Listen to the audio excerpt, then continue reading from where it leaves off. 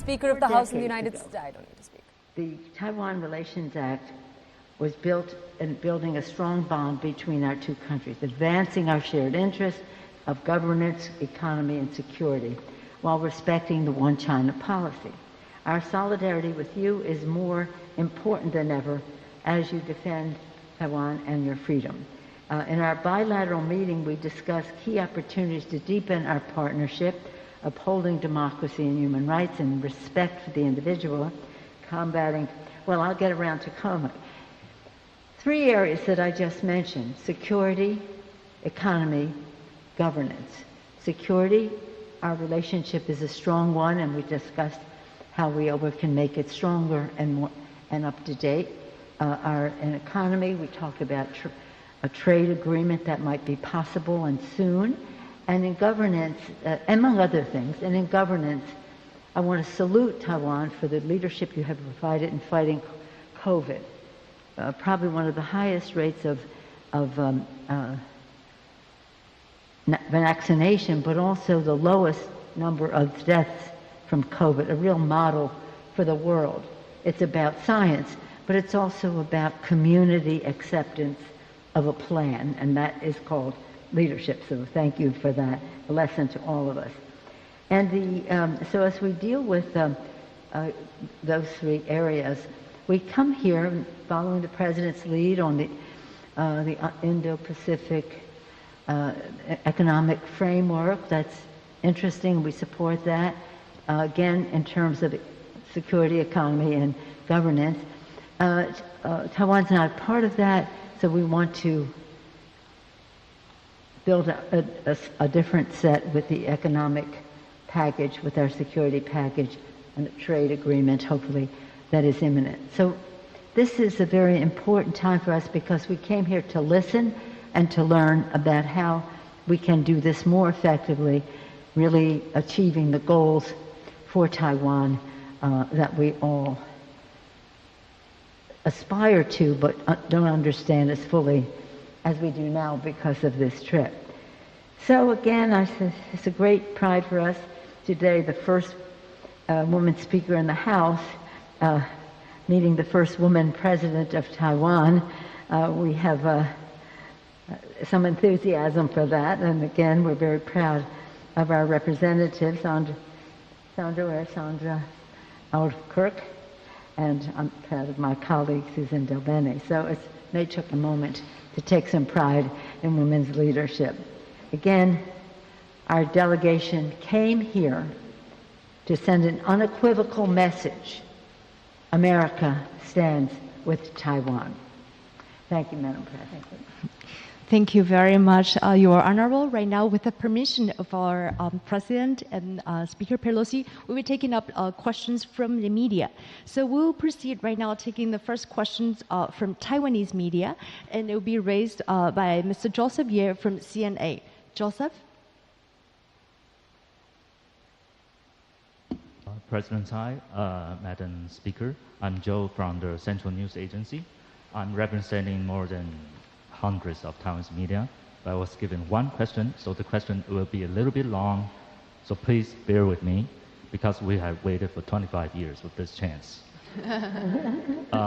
So you're the first House Speaker to visit Taiwan in 25 years, so do you foresee that your visit will bring up even more similar high senior official U.S. to visit Taiwan in the future, or maybe future speakers? This is the first part of my question. And the second part is, in accordance with Taiwan Travel Act, high-level visit a two-way thing. So a lot of U.S. congressmen has proposed President Tsai to speak at U.S. Congress, if possible. Do you see that it could realize anytime soon in the near future, especially under your leadership in the House? And the final question is, I'm sorry, 25 years again, sorry. The final question is, how do you see how the Chinese welcome you with military exercise and sanctions against Taiwan? Do you foresee that? Thank you. Well, first let me thank you for your questions on behalf of all of those other people, and to say that in terms of our visit here, and would that lead to other visits, I certainly hope so. But I think it's important to note that members of Congress, several of them have made trips just earlier this year. 5 senators, bipartisan, came, again, including the chair of the Foreign Relations Committee, Mr. Menendez, came. Not too much of a fuss was made. Individual senators have made trips or plan to make trips. And I just hope that it's really clear that while China has stood in the way of Taiwan participating and going to certain meetings, that they understand that they will not stand in the way of people coming to Taiwan. It's a show of friendship, of support, but also a source of learning about how we can work together better in collaboration. So, I think that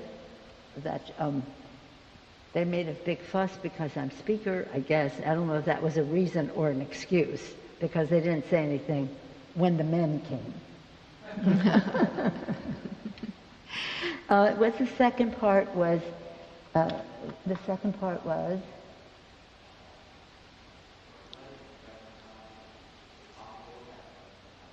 Invited to the U.S. Congress to make. Oh, that was the third part, but I'll go there. Okay. That was the third part I thought. We haven't had a joint session in probably 3 years in Congress, partially because of COVID, but even before that it was Christmas and all that. So we haven't had many joint sessions. But we have tried to accommodate visits by bringing together, both sides of the aisle and both sides of the Capitol. And I would hope that that opportunity would be there. The joint session has become something, again, because of COVID, we aren't able to do it. It's even hard for us to do the President's State of the Union address, because you have to space and you have to time and, well, here we are. I don't know, I think that whatever China was going to do, they will do in their own good time. What excuse they may use to do it is another thing, but you really know more about that than I do. I do think that it's really important for the message to be clear that in the Congress, House and Senate, Democrats and Republicans are committed to the security of Taiwan in order to have Taiwan be able to most effectively defend themselves.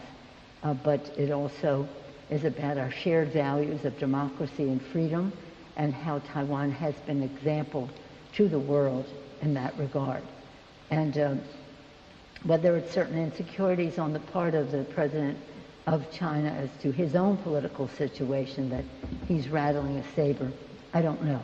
But it doesn't really matter. What matters to us is that we salute the successes of Taiwan, we work together for the security of Taiwan, and we just take great lessons from the democracy in Taiwan.